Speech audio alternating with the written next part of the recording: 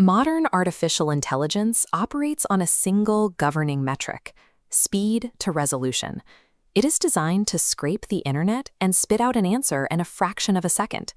The entire infrastructure of corporate AI, from the server racks to the user interface, is optimized to eliminate friction and deliver an immediate response. But an instantaneous system only sees snapshots. It processes frozen data points, completely detached from the messy, ongoing reality of actual human life. To move at that speed, the algorithm has to discard the environment. It strips away the local history, the physical cues, and the emotional weight surrounding facts. A handful of massive tech companies vacuum up these flattened fragments by the billions, hoarding them in centralized servers to train their foundational models. When the only measurement of intelligence is how fast a machine can resolve a query, the profound depth of human experience is treated as a bug to be optimized out. These models learn by averaging us out. They take the erratic, highly specific knowledge of billions of people and squash those extremes into safe probabilities. History warns us that while a single tragedy captures empathy, a million becomes a mere statistic. This algorithmic compression turns distinct lives into sterile math. We are now preparing to put these exact same models into humanoid robots and send them into our homes, our hospitals, and our streets. A machine powered by those homogenized averages will look at a person and see a statistical ghost. It will interact with a calculated probability, completely blind to the actual individual standing in front of it.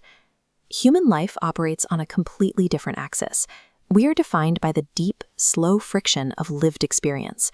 Our minds are in searchable databases. We carry millions of sensory details and highly specific knowledge that you cannot capture in a text prompt. These experiences do not exist in a static 3D snapshot. They unfold across the fourth dimension of time, anchored to specific places and specific moments. An AI can ingest every Wikipedia article and forum post ever written, but downloading a freeze frame of the entire internet does not teach a machine how to actually comprehend us. To understand human context, a machine must be forced to anchor itself to a continuous timeline, experiencing information alongside an independent, sovereign person. An intelligence severed from time is a calculator. True comprehension requires experiencing the world at the speed of a human life. Bridging that gap requires abandoning the old model of mass web scraping. We have to build a sovereign data protocol, a new architecture for the internet. Through local-first tools, individuals organize their specific expertise and local realities into secure, encrypted maps on their own machines. When an AI agent needs context, it no longer scrapes a central corporate server.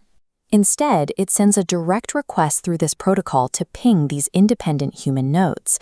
The AI pays a microfee to pull highly specific, real-time context directly from a human curator who actually understands the nuance of that information. This flips the entire economic dynamic. You stop being a passive resource mined for data and become the active, sovereign gatekeeper of your own reality. Economists have long warned that concentrating knowledge and power into a single central authority inevitably distorts the truth. Yet we are allowing a tiny handful of tech corporations to dictate the exact parameters of how machines will interact with humanity. If those companies control the foundational data layer, they have absolute control over the reality those robots perceive and act upon. We cannot rely on corporate giants to voluntarily program empathy into artificial intelligence. We have to hard-code respect for the individual directly into the architecture of the web itself. Human sovereignty must become the foundational rule of the network. This new protocol operates as a decentralized toll booth and translation engine, establishing clear boundaries and economic value for our lived experiences. It forces AI models to legally and financially acknowledge human creators, paying for specific domain expertise rather than freely absorbing it.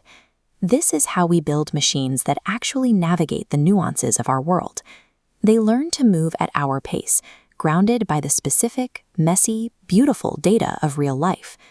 By decentralizing the data layer, we ensure that intelligence remains tethered to the individual and that the technology of tomorrow reveres the human spirit.